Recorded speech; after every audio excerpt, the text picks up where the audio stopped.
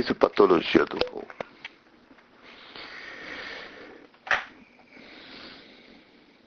Sem conhecimento da fisiopatologia de voo, não dá para fazer um transporte adequado ao paciente. Você não vai saber por que está fazendo aquilo, porque algumas coisas vão acontecer e você não vai saber por que o paciente está instabilizando.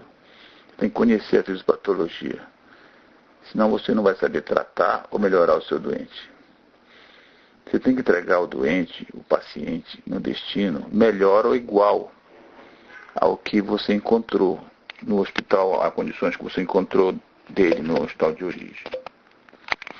Então você tem que conhecer alguns dados da atmosfera, por exemplo, a troposfera, estratosfera, mesosfera e termosfera. Claro que o nosso voo ele é feito na troposfera. A troposfera ela é considerada até 32.800 pés, ou seja, é até 10 quilômetros. Nunca esquecer que um pé, que essa medida de pés, um pé é igual a 0,30.480 metros. E um metro é igual a 3,28 pés. Então, isso corresponde mais ou menos 1.000 pés, corresponde a 305 metros, aproximadamente. A estratosfera já é aquela que acontece acima de 10 quilômetros até 50 quilômetros. É justamente aquela que é a altitude de cruzeiro, que acontece em torno de 35.000 pés. A mesosfera já vai acima de 50.000 quilômetros até 80.000 quilômetros, e a termosfera é aquela que é acima de 80 quilômetros. Temos que ter em mente a composição da atmosfera, que ela é feita por vários gases, entre eles o nitrogênio, que é o mais concentrado, em torno de 78,08%, o oxigênio, em torno de 20,09%, o dióxido de carbono, em torno de 0,03%, e 1% dos gases inerentes, como argônio, neônio, hélio, criptônio. Algumas leis dos gases têm que estar na nossa mente, como a lei de Boyle-Mariotti, que fala que em temperaturas constantes o volume de um gás é inversamente proporcional à sua pressão. Então, diminui a pressão, o gás aumenta o volume. A lei de Boyle-Mariotti, à medida que a altitude aumenta, a pressão do ambiente diminui e causa a expansão dos gases contidos no interior do corpo. Temos que ter sempre em mente que, ao nível do mar, a pressão atmosférica é de 760 milímetros de mercúrio. Também temos que saber a lei dos gases, a lei de Dalton, onde a pressão total de uma mistura de gás é a soma de todas essas pressões de cada gás que contém. Na lei dos gases, nós temos que ter a lei de Dalton, ou seja, à medida que a altitude aumenta, a pressão ambiental diminui, causando a hipóxia. Quer dizer, menor pressão, maior hipóxia, pois existe uma dificuldade dos gases chegarem à circulação sanguínea. Quanto maior a altitude, menor a concentração de oxigênio.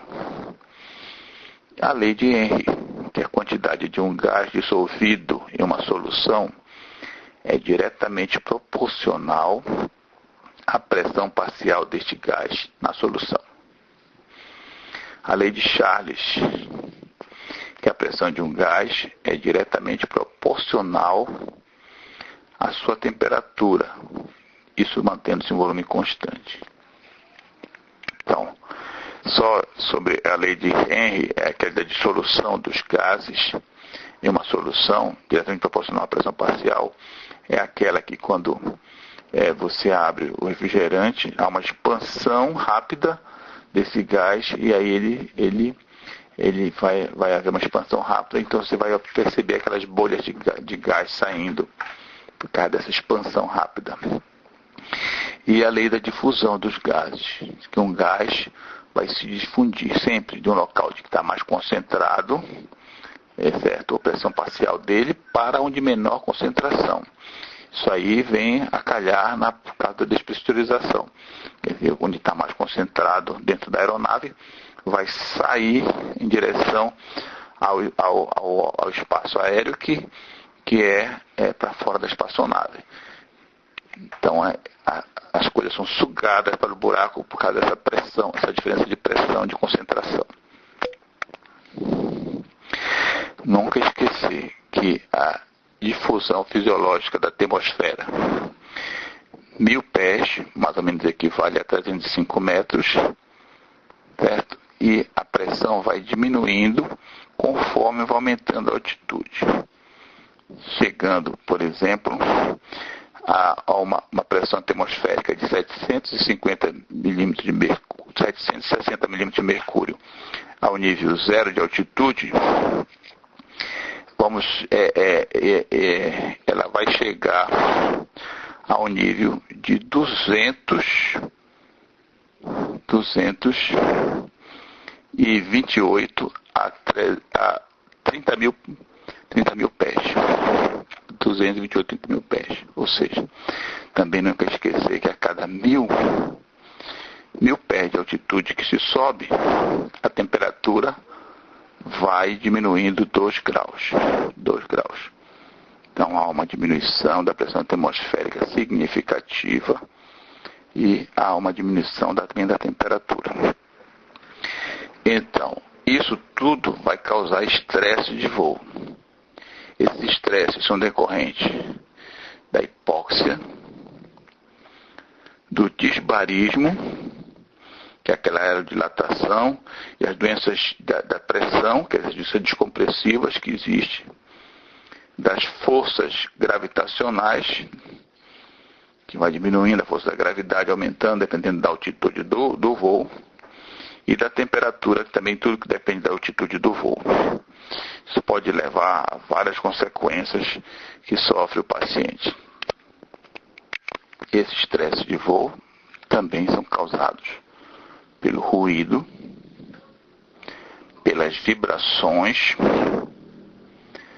pela luminosidade, pela desidratação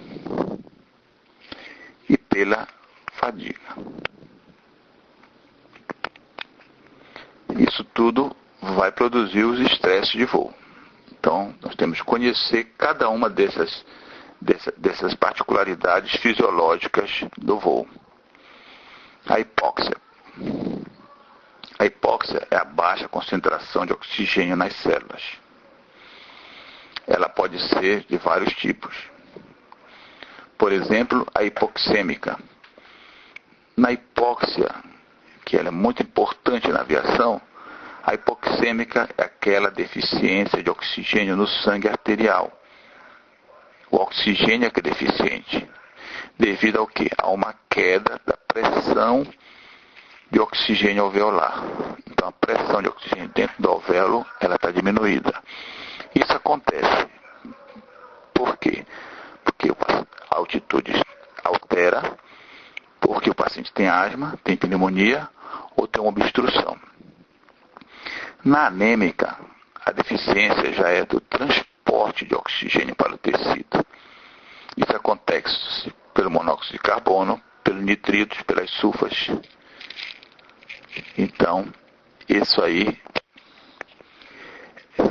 é o outro tipo de hipóxia. Tem a hipoxêmica e essa é a anêmica. Isso é importante, porque se você tem um indivíduo com uma hemoglobina muito baixa, abaixo de 8, menor que 8, ele não deve ser transportado, porque ele vai ter uma hipóxia agravada pelas outras consequências devido à diminuição da pressão, à diminuição da quantidade de oxigênio, etc. A hipóxia também, além de hipoxêmica e anêmica, pode ser estagnante ou isquêmica, que é aquela deficiência circulatória. Então aí já é decorrente da circulação. como paciente com insuficiência cardíaca congestiva, ou com espasmos arteriais, ou por trombose, ou mesmo pelo empuxo do avião ou arranque, que é as cargas G do avião, desce, sobe com força, a respiração sob pressão positiva, etc. Então, é aquele piloto que joga o mancho para frente com velocidade, puxa o mancho para frente com velocidade, isso provoca as alterações de carga G, e isso pode provocar uma hipóxia isquêmica ou estagnante por deficiência da circulação. Existe a hipóxia também histotóxica. Essa é decorrente de toxinas sobre as enzimas respiratórias. Por exemplo, o cianeto, ou mesmo o álcool. O indivíduo alcoolizado tem uma dificuldade de transportar, porque o álcool dificulta essa oxigenação. O cianeto ele é encontrado, por exemplo, num queimado. É normal, durante um incêndio, queimar plástico. E o plástico ele libera cianeto. E o cianeto dificulta. Essa é uma toxina que dificulta as enzimas respiratórias e pode provocar uma hipóxia. Então, nunca esquecer que o paciente que está queimado e sofreu a influência da fumaça com plástico, tem que dar mais oxigênio para ele do que o necessário. Normalmente o paciente alcoolizado ele não é transportado porque ele pode agitar e aí causar problema de segurança durante o voo. Então ele tem que ser muito bem sedado. Então a hipóxia acontece de altitude, a hipóxica, ela acontece quando a gente não tem a quantidade de oxigênio adequada e ela não consegue passar para dentro da célula. Então é a deficiência de oxigênio dos tecidos, consequente à diminuição da pressão parcial de oxigênio no ar respirado. Então, sempre ter em mente cada um dos estágios de hipóxia. É obrigatório saber na fisiopatologia de voo os estágios da hipóxia. Estágio indiferente, estágio compensatório, o estágio das perturbações e o estágio crítico. 4 estágios: indiferente, compensatório, das perturbações e crítico. O estágio indiferente é o estágio que a gente não percebe. É aquele que acontece até 1.800 metros, ou seja, até 6.000 pés. Nesse estágio, a pressão atmosférica já baixou, já está em 609 milímetros de mercúrio, a 6.000 pés. A saturação de oxigênio e de hemoglobina, já chega a 93%. E aí, você não percebe porque você tem uma reserva. E quais são as alterações orgânicas? Isso num paciente normal. Não estou falando de paciente fisiopatologicamente comprometido, que aí ele vai ser muito mais sensível a essas alterações. A visão noturna se torna tem dificuldade. Essas alterações neurológicas acontecem. E o eletrocardiograma, nós vamos ter o quê? Encurtamento da onda P, a diminuição da onda T em D3 e uma taquicardia compensatória sinusal.